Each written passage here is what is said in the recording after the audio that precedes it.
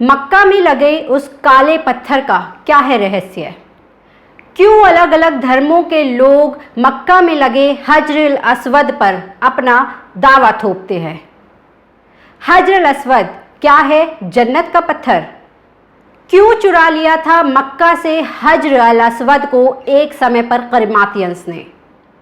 तो आज के इस वीडियो में आपको बताएंगे पूरी कहानी इस काले पत्थर की।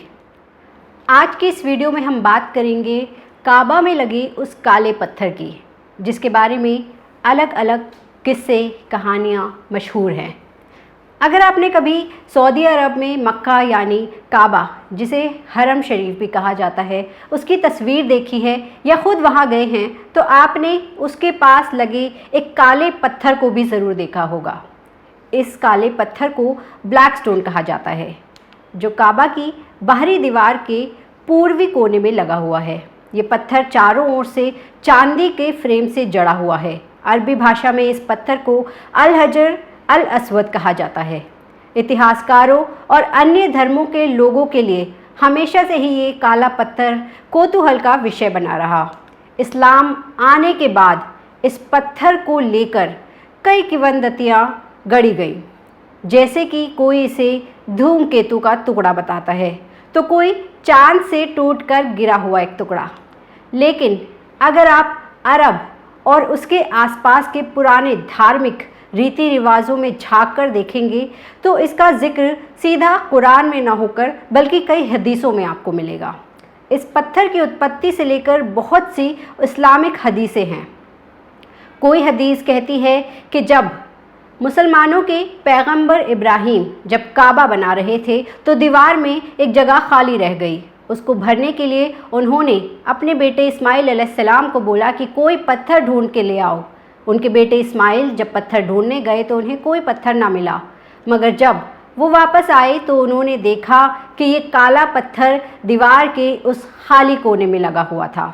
इस्माइल ने जब अपने पिता से इसके बारे में पूछा तो उन्होंने बताया कि ये पत्थर दरअसल जन्नत से जिब्रील नाम के एक फरिश्ते लेकर आए थे और उन्हें उस काबा में उस जगह लगाने के लिए दिया। बस उसी दिन से ये काबा में लगा हुआ है और आज इसकी इबादत मुसलमान करते हैं। तो वहीं एक और इस्लामी इतिहास के अनुसार इस पवित्र पत्थर की उत्पत्ति की कहानी उस समय की है जब पैगंबर आदम अलैहिस्सलाम को पृथ्वी पर भेजा गया था।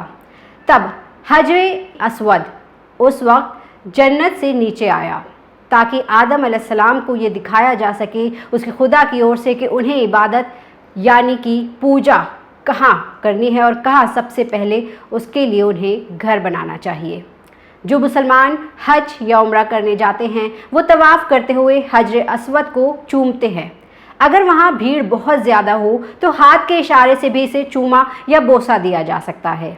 इस्लामी मान्यता के अनुसार ये पत्थर शुरुआत में एक सफ़ेद रंग का था, लेकिन इतनी सदियों से लगातार इसे छुए और चूमे जाने पर इसका रंग काला पड़ चुका है।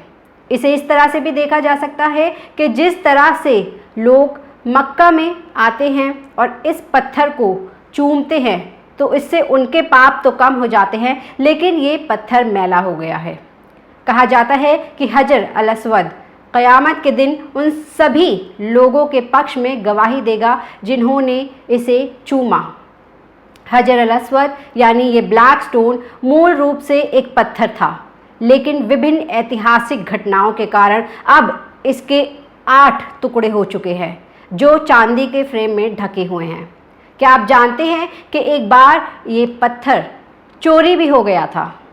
ये बात है 930 CE यानी 930 कॉमन एरा की, जब करमातिया नाम के एक कबीले के लोगों ने इसे चुरा लिया था और उस समय के हजर यानी आज के प्रेजेंट के बहरीन में छिपा दिया था।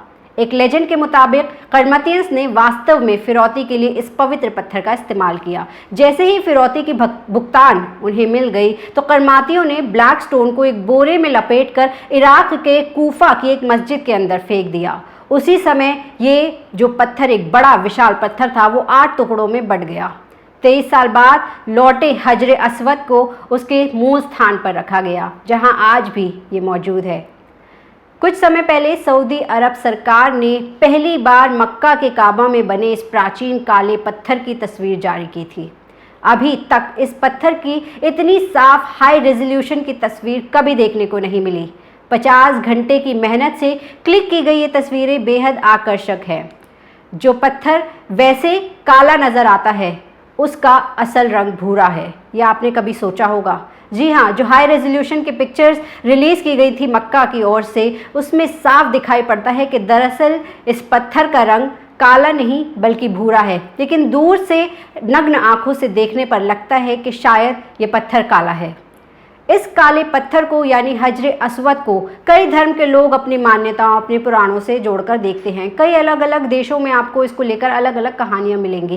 साथ ही साथ कई अलग अलग हदीसें भी मिलेंगी, क्योंकि कुरान में इसके बारे में सीधे कोई इन्फॉर्मेशन नहीं दी गई है। इसलिए जितने मुंह उतनी बातें। लेकिन जो हमने आपको इन्फॉर्मेशन दी, ये सबसे ज़्यादा आप अगर इस्लामिक हिस्ट्री सुनेंगे तो आपको ये 2 किवदंतियाँ यानी कि ये 2 किस्से उसमें सुनाई पड़ेंगे। आपकी इसके बारे में और अलग क्या राय है या आपको इसके बारे में और क्या इन्फॉर्मेशन है, वो आप हमें कमेंट सेक्शन में लिखकर बता सकते हैं। वीडियो पसंद आई हो तो इसे लाइक करें, हमारे चैनल हाउ इंडी को सब्सक्राइब करें। धन्यवाद।